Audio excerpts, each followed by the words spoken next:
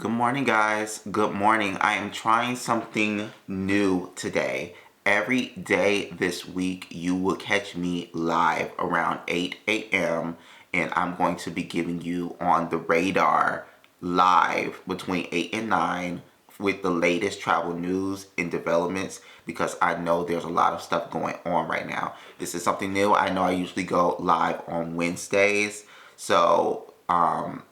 You'll get me Monday through Friday this week, 8 a.m. And then for my YouTube folks, that's what this camera is right here. I'm going to be posting this video to YouTube every day after the live. So if you can't catch the live, go ahead and hit my YouTube and you'll be able to see what's going on. So for the folks here, good morning. Please like up the live and we're going to immediately get into the show. So hey travel friends, today is October 12th, 2025, and here's what's on the radar. Today marks day 13 of the government shutdown, and the Senate isn't scheduled to hold any votes until tomorrow. I want to talk about the government shutdown and explain why this one feels so different. This does not feel like the last government shutdown. We are seeing, hardships really early.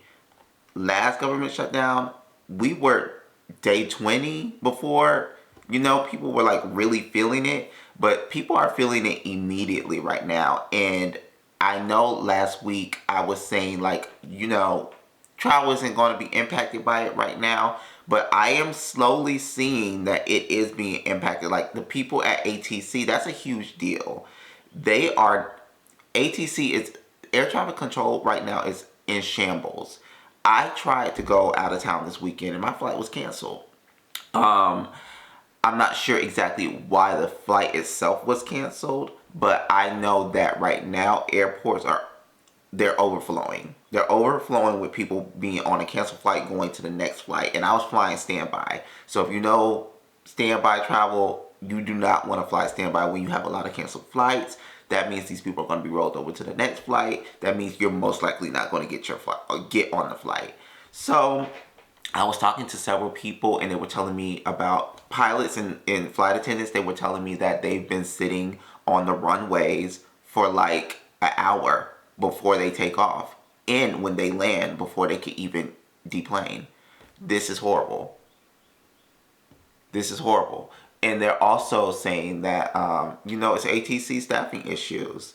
They are tremendous. They were already understaffed. I want people to understand that. ATC, air traffic controllers, were already understaffed, stressed out. The job is it's so much to do with that job. And I know they said that they hired all these people, but that's months of training.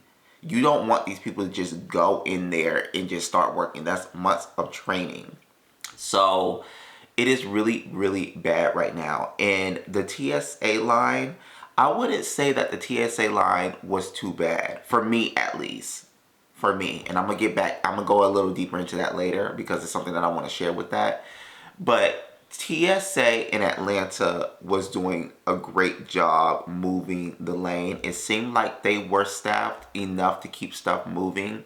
It didn't seem like they had a lot of call outs, which, TSA Atlanta has 20 plus lanes on the main checkpoint. They're never open. All those lanes are never open. So that's not abnormal to see that they're working with 10 or less lanes. But I would say they did a good job. But I do see, and I am seeing, I think this week is going to shift things. We have to vote tomorrow. I don't see them passing this bill. Democrats are all the way over there. Republicans are all the way over there. And they are not trying to come together to pass something that, satisfies everybody. So I am really concerned about holiday travel. If you're thinking about traveling by plane, right now, what I would say right now, this is not the time to travel by plane for leisure travel. I tried to do it this weekend. I know everybody is different. Maybe if you have a confirmed seat, it's different. Pause. So even on my flight, they were asking for volunteers. Delta was asking for volunteers. And I just found it interesting that they were giving gift cards away for $600. You know that price point changes all the time. So right now I was hearing $600. Just so y'all know what you could potentially get if you Delta asks you to volunteer, meaning give up your seat for someone else to get on the plane and you catch the next immediate flight out. I don't know about y'all, but I would do that. If I wasn't going anywhere pressing and they giving me $600, even if it was a vacation, I can use that $600 on my vacation. You get to use it immediately. Just curious, safe how? I'm not sure about your question. Safe for flying? Oh, well, right now, well, that was the question I'm asking you guys is, do you guys think it's safe to travel right now? I'm just giving you the information on what is going on with these government entities that is supposed to govern this space. So, moving on. As of last week, Monday, American Airlines has begun removing bag sizers from the gates across the country. Why the change? To make the boarding process smoother. This doesn't mean travelers can carry on larger bags. Gate agents will now use their discretion on whether the bag is allowed on or not. Travelers who want confirmation will be able to use the bag sizer, which will be in the ticketing area. So I thought this was pretty cool because they are saying that this will make the boarding process faster, but using the discretion of the gate agents kind of concerns me because now you can potentially be stopped if your bag looks a little bigger and they don't have that bag. I'm not sure if they're going to have the bag sizer behind the scenes to verify or some type of thing to verify, but it reminds me of Frontier's model a little bit. I know that they're not getting, well, I don't know that for sure. I'm hoping they're not getting commission for stopping people, but I think that they're going to stop people less and just let them know. Just let them know, okay? What do you guys feel about that? Do you think it's cool that they're taking away this bag sizer? Do you guys think so? I don't know. Another thing I wanted to talk about was Clear. I don't know if you guys have tried the new Clear eGates, but I just went through them this weekend and I have some thoughts. Clear is already expensive. So if you have Clear, it's something you probably travel frequently. You want to bundle it with your TSA pre-check and you want to get through screening fast, and you also want to get through security fast. Here are my true thoughts of eGates. It was a narrative going out that, all you have to do is go to these gates and then it scans your face and then you're going to go out. There's still a representative there that has to verify certain things because sometimes it may turn red. They might have to see something. Or, if it's green, they're still there. The second thing that I've noticed was it is pretty fast. It took about 3 to 5 seconds per person to let them go through. But when it turns red, it could take some time for the person to do whatever they have to do to verify who they have to verify. But it is pretty fast. In the perfect world, they will be great. The flaw, it all matters on how they implement it with TSA. If the TSA line is backed up, that Clear line is going to be backed up. I was in the Clear line and the standard line was moving faster than Clear. It varies per airport, just so you guys know. So I know LaGuardia has these eGates. Atlanta has the eGates right now, and I know they're flowing and going to other airports. But I think that the eGate needs its own lane at TSA. So I don't know if they'll be able to do it. Sometimes they do it, sometimes they don't. I remember working there and sometimes we had a lane dedicated to Clear. I don't know why that has changed, but I digress. But Clear needs its own lane for this to work because you're letting these people through, but they're just waiting right there because the lane is backed up. And then they're feeding 2 ticket lanes into 1 X-ray. So people are getting mad because Clear is going in front of them. Clear is getting mad because standard passengers are going through them. So it's like, what are we paying for?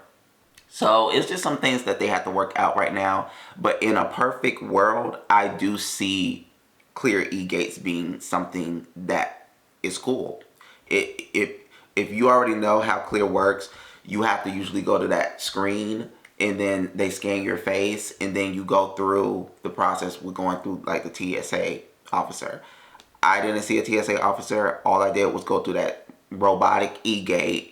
I didn't take off my shoes. I didn't show no ID. The only thing I did take out was my laptop because I went through a standard lane.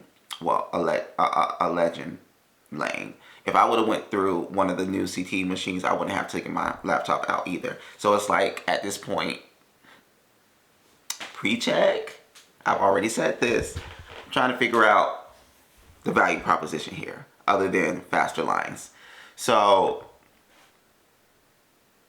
what if you don't have your real ID? If you don't have your real ID, they will just treat you as like a secondary, and you will be asked to provide either, a credit card, a debit card, something like that, maybe even a bill with your name on it, and then they're going to do some extra secondary screening on you. You'll still be able to fly without a real ID. That notification that went out and said that people were not going to be able to travel without a real ID is not accurate.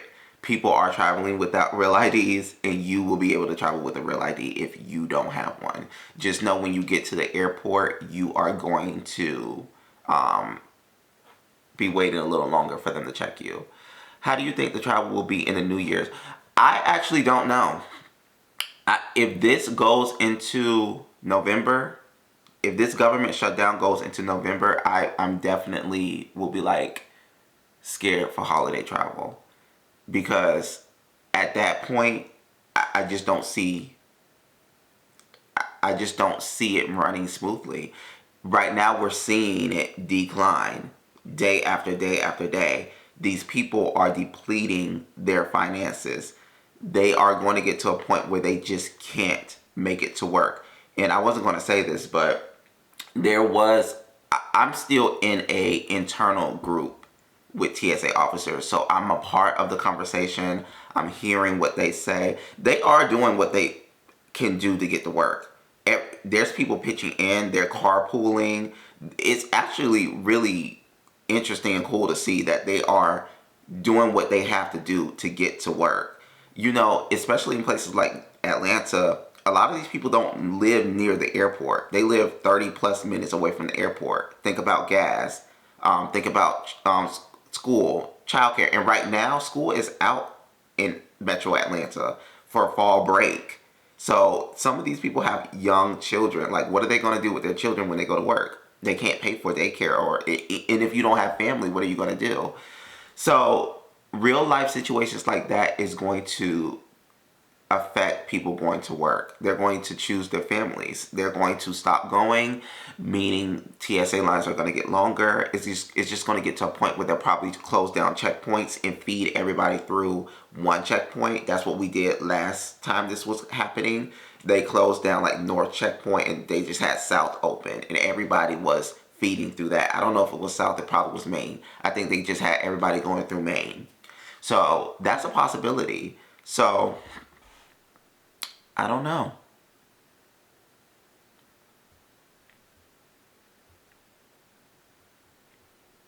If you have a passport, you can still travel internationally even if you don't have a real ID.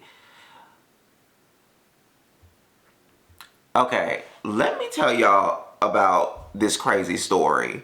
Child, I don't know what to tell y'all to grab, but this story is wild. So, I was speaking to one of my flight attendants friends, and they told me this story.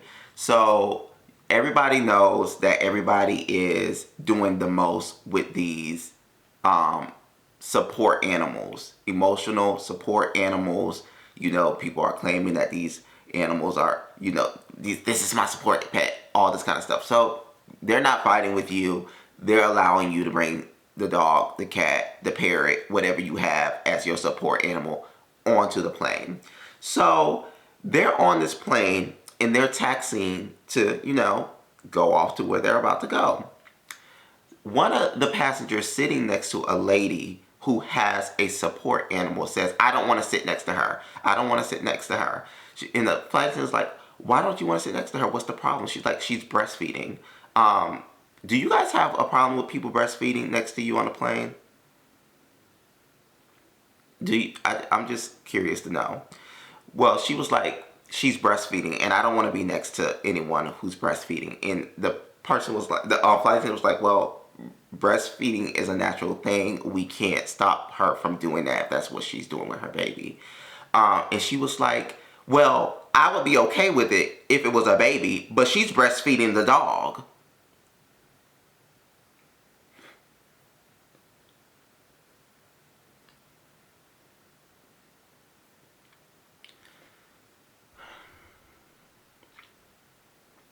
The lady had her support animal, emotional support animal, on the plane. They were taxiing to go where they was going to go. The passenger didn't want to sit next to the lady because she said the lady was breastfeeding. The flight attendant assumed she was breastfeeding a baby, but she was breastfeeding the dog. What kind of nasty, foolish... You should be locked up immediately. You should be locked up immediately. What makes... If you want to do that at home. And I don't even think... You shouldn't even be doing that at home. That is just nasty. And they wonder why we got all these diseases and stuff all around right now. People doing crazy stuff like that. So that whole flight was delayed because they had to go back to the gate to get her off for doing that, and she was arrested.